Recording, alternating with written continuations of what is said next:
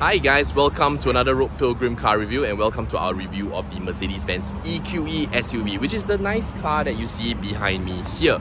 Now, I think a lot of people forget about the EQE SUV because I think the flagship one has always been the EQS SUV, and of course, when Mercedes launched the EQ range, it was always the EQC that took front and center a bit of attention. But the EQE is nonetheless a very viable option for family, for people who require a family-friendly electric SUV in Singapore. Very luxurious as well, and I'll show you more about the car in the review today. But for today's review, let's check out the exterior first, jump inside the car, take a look at the cabin, and of course we're gonna go take it for a drive and see how it drives around Singapore. But before we get on with the review, if you're a driver in Singapore and you're thinking about selling your used car for the best price possible or consigning your car for the best price possible, please click in the link in the description below, because through those links we'll be able to provide you the best possible quote and valuation for your used cars. In fact, if it's that time of the year and you require an insurance renewal quote as well, please also check out the other link.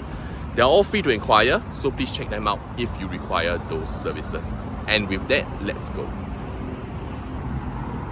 Alright, so jumping straight into the review, this is the exterior of the EQE SUV, and as you can see, this car looks like a slightly baby-fied version of the EQS SUV. So a lot of styling features are very, very similar. But nonetheless, I think this is quite a good looking car. I'll be very honest and say it isn't the most exciting looking car. And I think a lot of people that I've met have kind of shared that it looks a little bit dull.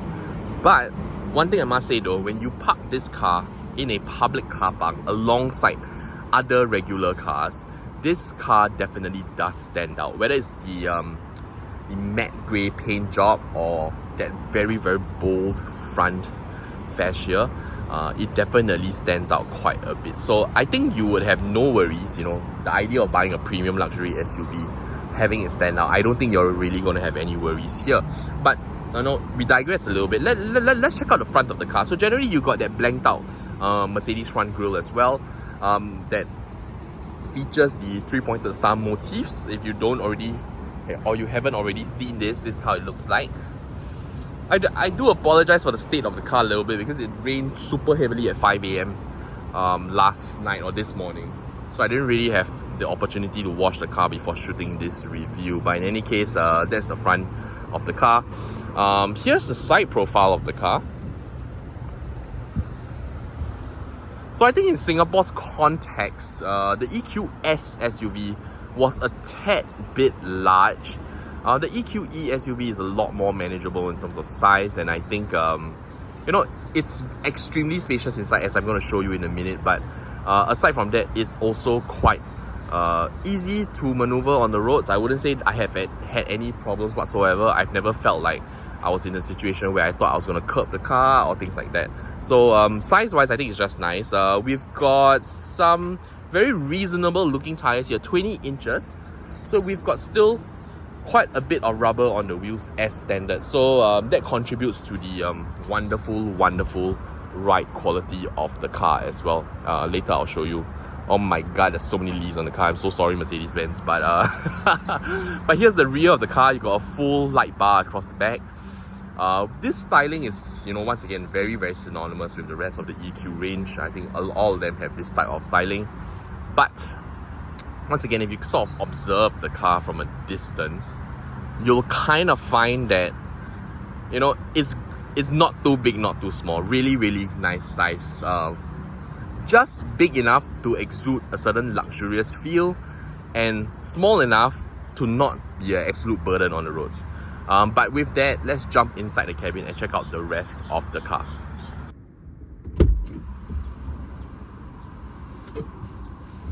Alright, so welcome to the cabin of the EQE SUV, and this particular model is actually the EQE 300 SUV electric. So this is, although it's such a nice looking car, this is actually the base spec EQE SUV that you can buy.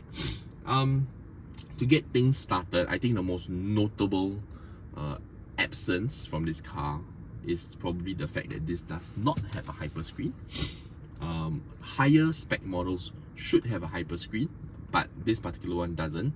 And not the end of the world though, because personally, I've always felt that the hyperscreen was a little bit unnecessary. A little bit nice to have, of course, you know, really cool feature. I wouldn't deny that, but nonetheless, I think it's not really very necessary for a car.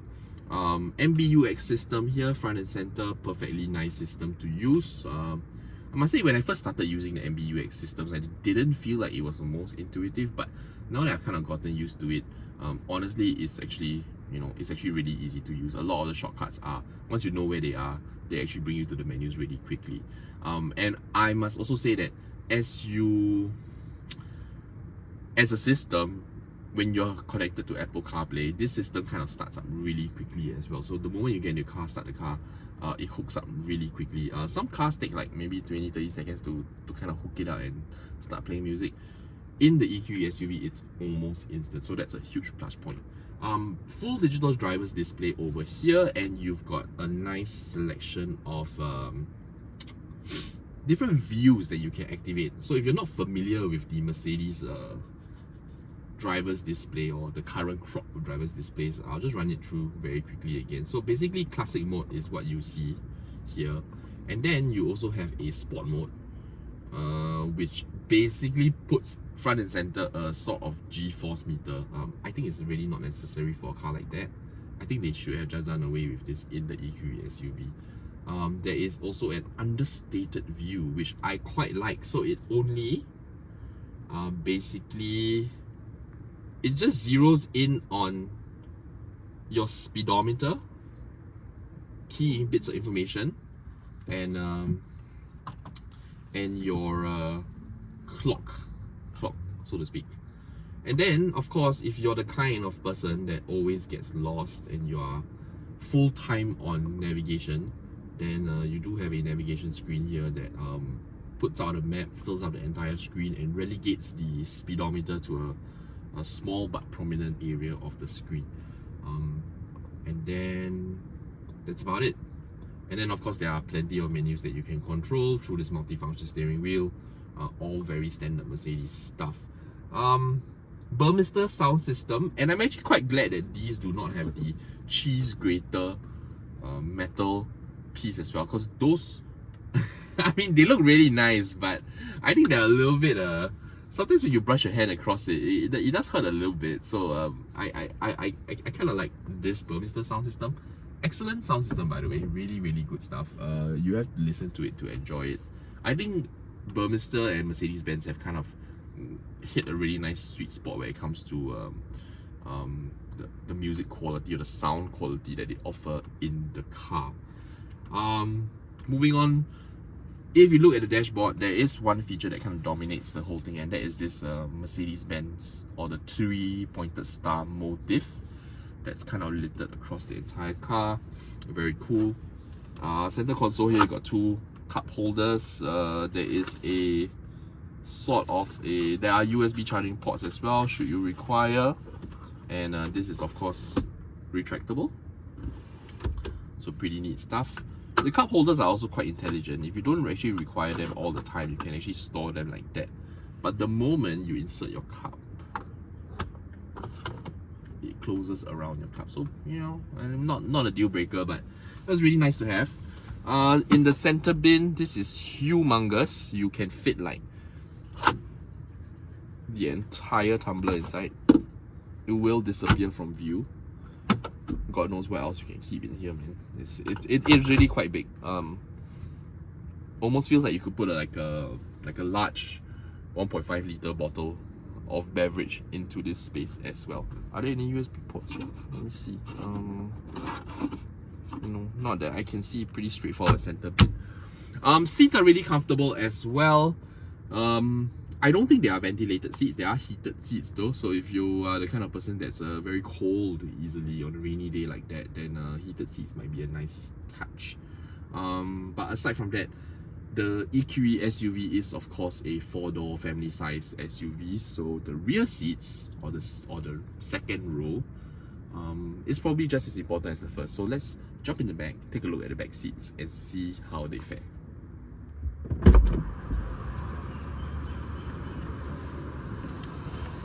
Alright guys, so this is the back of the EQE SUV, and right off the bat I can tell this is going to be very spacious because when I was climbing in, what you'll realize is that there isn't a huge amount of obstruction from the rear wheel hub.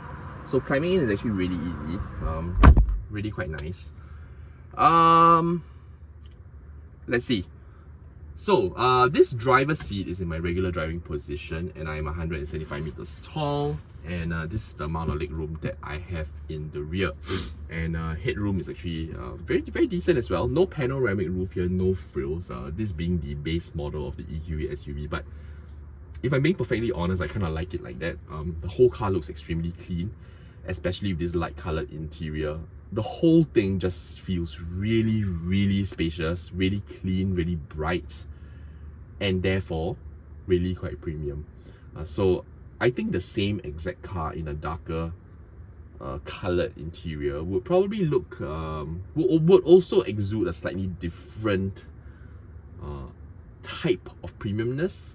But I think Mercedes-Benz have really gotten it right with the test car, in a sense where this is the exact type of premiumness that you imagine from a Mercedes EV, where everything is sort of light and airy and bright.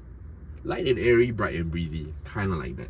Okay, but in any case, I'm going to take a little bit of a slouch here, sit in a more natural position, and you can see that legroom is actually still very generous. And because there is no transmission tunnel, no hump here, you can actually put your legs out as well, and that makes the possibility of carrying 3 passengers in the rear very possible. And if you're carrying a family as well, I think cars like these are potentially the kind of cars where if you have, you know, in standard family setup where you got mommy, you got daddy, you got 2 kids, 2 young kids and a helper, you don't actually need a 7-seater SUV. All you need is a larger size EV, because to be honest, if you've got 2 child seats and then you've got no transmission tunnel here, there could be an adult placed in the middle here, whether it's your helper or your wife. You know, it's definitely enough space for you to make trips around Singapore at the very least. So I think this is all quite cool. Some little bits of, like, there's some weird bits in the car though. So for example, in the base spec model here, you don't get any sort of climate control features on the rear. So it's just aircon vents and no aircon controls. So everything is controlled from the front, but obviously this car has been set up to accommodate climate control settings, maybe on the higher spec car. But because this is the base spec car, this area has sort of just been left blank, which honestly I think looks a little bit strange. Same thing with the door cards here. So this entire portion here technically should have some seat adjustment, or maybe like, I don't know, seat settings or like heated settings or something along those lines. There were always meant to be buttons here, but because there aren't in this car, it's just sort of left blank. So it does look a little bit bare in a sense, but you know, to the uninitiated, if you're not a car reviewer and you don't nitpick all these things on a day-to-day basis, I'm gonna say you're probably not gonna realize this much. You're just gonna think that, oh, it's just a very clean looking design. So all that is well and good. Isofix points for your child seats, and how are they open? I hope they are flip up. How are we opening this? Okay, so they are removable. So not the best kind of Isofix seats out there, because you know, we generally prefer those that kind of like flip up. But anyway, Isofix, that's the main point for carrying your child seats. Now let's jump back into the driver's seat and go for a drive, and I want to share with you what I think about the way this car drives, because I think there's a very nice like, although this is an EV and there's some power to it, there is I found a very nice, relaxed way of driving this car that I really love, and I'm going to share that with you. So let's go. Alright guys, so now up on the roads, or moving off in the EQE SUV, and to get some specifications out of the way, the EQE SUV has a 89 kilowatt hour battery pack, so that's actually kind of large, I guess. I mean, not really the largest battery pack out there for a car this size, but a pretty sizable one, and that actually gives the EQE SUV a range, or a listed range, of approximately about 560 kilometers. And this car will produce about 241 brake horsepower along with 550 Newton meters of torque, and this is good for about 0 to 100 time of about 7 plus seconds, and that actually isn't a particularly remarkable 0 to 100 time. This lady just walked right in front of me.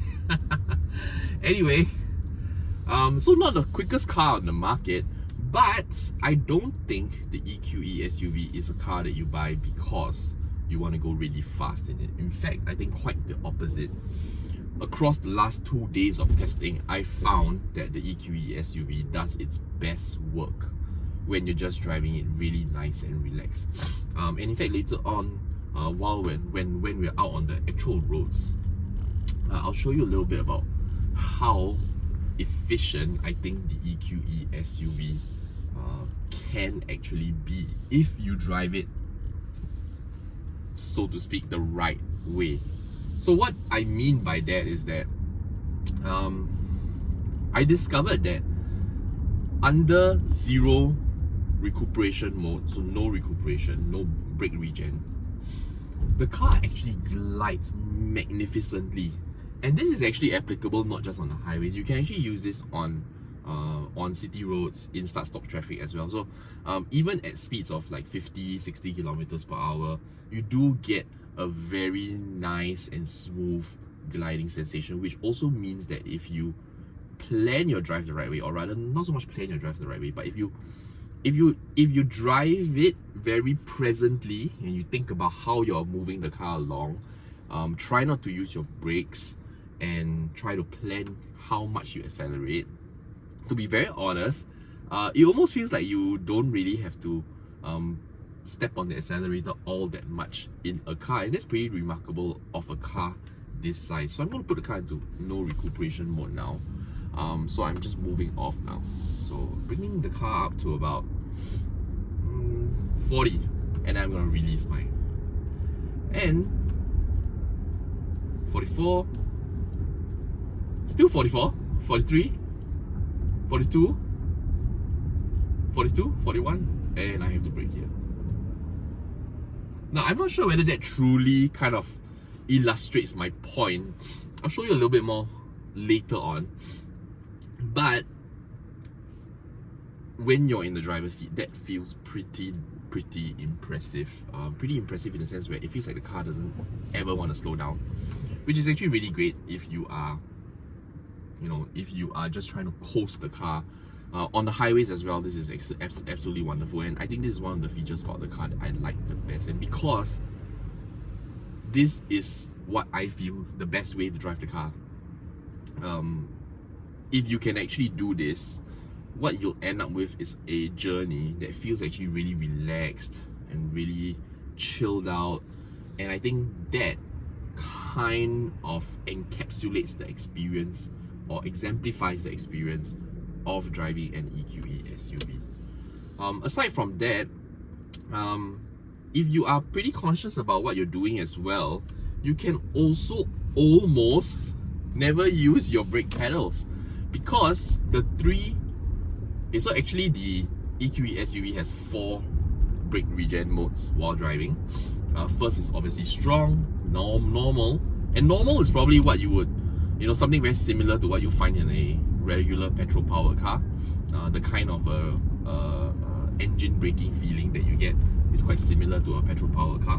So strong, normal, and then you've got no recuperation, which I've showed you earlier on. And then you've got intelligent recuperation, which basically senses what sort of situation you're in and applies the right level of regenerative braking. I found the intelligent recuperation to be a little bit finicky, as in finicky in the sense where it's not, I don't think it necessarily applies the right level of regen in every single situation, but in terms of broad strokes, what it does for you is that if there's a car in front of you, for example, then generally speaking, if you take your foot off the pedal, the regen is a little bit stronger. And if there's no car in front of you and you take your foot off the pedal, then it goes to a sort of no recuperation kind of zone where the car just kind of glides on. That's very, very broad strokes, of course. Anything in between, any sort of situation that differs from these two, I find that, you know, the car doesn't necessarily pick the right one. So I would rather actually control it myself, which does add an element of it's quite an interesting way of driving actually, because I mean, a lot of people say that EVs are not as engaging to drive, and this is one of the ways I feel you can add some engagement into your drive as well. So right now I am driving along in normal recuperation, approaching some sort of upslope. I've got traffic all in front of me as well, so I'm approaching traffic at about 70 kilometers per hour going upslope. So upslope pretty easy to drive, because if you take your foot off the pedal, you do slow down a little bit anyway. But now that I'm closing in on the top of the crest of the hill, I'll take my foot off the pedal and we'll coast in to this curve at about 50, 49, and then I'm just gonna let it go. So generally downslope, the car will pick up speed in zero recuperation mode, and I'm gonna make a left turn, so I will have to slow down at some point, but I'll show you how I do that. So as I approach the corner, I'm going to bring my car down to normal recuperation. And then as I slow down, I bring it to strong, which almost brings me to a stop. So in that kind of scenario, I have almost actually utilized no brakes whatsoever. If you can diligently do this and consistently do it to a high level, you probably experience very little wear and tear on your actual brake pedals. Under strong recuperation, I must add, I did see that when I activated strong recuperation from a higher speed, the brake pedal does depress a little bit on its own, or rather the car makes it do it.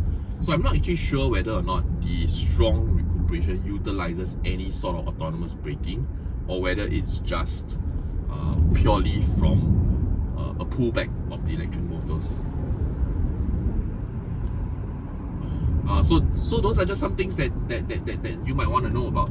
I don't think this is specific to the EQE. It's probably applicable to most of the EQ range, but somehow, having driven most of the EQ cars, or cars in the EQ range, I found that the playing with the regen pedals on this car seems to fit me the best. So personally, I'm actually really fond about the way this car drives, and this is actually a car that I feel like I could actually live with, and I could actually own, and I wouldn't actually mind having, which says a lot, because there aren't too many cars that I would say that about. Now let's go on to talk about the EQE's ride quality. So generally speaking, it's an extremely comfortable car. Suspension is on the softer side by default, but I think that's all quite expected from a Mercedes-Benz. I think Mercedes-Benz cars have generally been set up for comfort. It's got this nice wafty feel. It's a little bit bouncy in a sense. So to a certain extent, this suspension setup isn't one that I would go around tackling corners at a high speed with, or not something I would go over humps extremely quickly with. But if you drive this car in a nice and relaxed manner, I think the entire experience just exudes a lot of premiumness, a lot of luxury. Because, you know, put it very simply, a luxurious experience is probably not one that is rushed, and you also don't see, for lack of a better way, you don't see rich people rushing around too much as well. It's usually quite calm, quite well mannered, and if you drive the EQE in that way, I think it will be a very rewarding experience. So basically, those are my key thoughts when I drive the EQE SUV. If I had to really throw in another point, I will also say that I actually kind of like the way that Mercedes-Benz have calibrated this car to not be too powerful, because I think that just kind of adds to the hurriedness of the driving journey or driving experience. I like that there's like the car is, I mean, I was gonna say only 241 horsepower, but you know, like if you compare that across the board, it's still a fairly powerful car. 550 Newton meters of torque is still quite a lot of torque. But I must say, the onset of power actually feels quite akin to a naturally aspirated car. So there is a little bit of build-up, so to speak. It doesn't just slam, like you don't just slam your foot on the pedal and then it just goes like that. There is a bit of a build-up where power kind of spools up gradually, so to speak. And I am a big fan of that, because I think it makes the whole car feel a lot more premium, because it doesn't feel so rushed. It makes you feel like you're not in a sports car, you're like in a proper luxury car. And I must say that probably has a bearing on range as well. So I would say that among all the cars that we've driven, or all the EVs that we've driven, this car probably has a very more or less a more accurate range on a single charge. So Mercedes-Benz says it goes 560 over kilometers. I don't think it will go exactly that amount, but I have been averaging across the last few days about 18.2 kilowatt per hour per 100 kilometers. So that is actually fairly decent. It's a very, very, very decent efficiency or electrical efficiency number for a car that's this size, because you would expect it to be, you know, in the 20s or even the 30s. And achieving this number wasn't difficult at all. It wasn't something where I had to drive around at 70 kilometers per hour all day. It wasn't something that I had to put in a lot of effort to, you know, keep the car under a certain speed. I was still driving in the outer lane. I was still at times going up to 90, 100 kilometers per hour. So I think is it gonna let me in? Come on. Why no IU detected? Alright. So as I was saying, you know, this wasn't a situation where I had to constantly try and drive in a super passive manner. I was just driving actually quite normally, making full use of the regenerative braking features and toggling between no recuperation, normal recuperation, and strong recuperation. So I tried to minimize the use of my brake pedals at all times, so as not to waste any energy. And that's all I did. And 18.2 kilowatt hour per 100 km is the number that I ended up with, which is, like I said, very, very respectable. Now, if you have any other questions about the EQE SUV that I have missed out on, and you want them answered, please put them in the comment section below. I'll be more than happy to answer them. And oh, before I forget, this car has a rear wheel steering as well, so pretty tight spaces like that, no problem whatsoever. Small point to note lah, but anyway, also good to know. Yes, put them in the comment section below, and if you found this review useful or helpful in any way, shape or form, please consider giving this video a like and sharing it with your friends, or better yet, please subscribe to the channel if you haven't already done so. We recently just crossed our 1,000 subscriber mark, so that's a, you know, a small but very important milestone for our very young channel. So please support us by subscribing to the channel so that we can get you better cars, nicer cars, and more frequent cars to review each week. Before we go, if you are a driver in Singapore and you are looking for the best price for your used car, to sell your used car at the best price, or if you're just looking for an insurance renewal quote on your car, please click the link in the description below, because through those links we will be able to provide you the best possible quote for your car, or a very, very competitive insurance quote. So it's free to inquire. Please check it out if you require those services, and if not, as usual, please take care, stay safe, and we'll see you next time. Bye bye.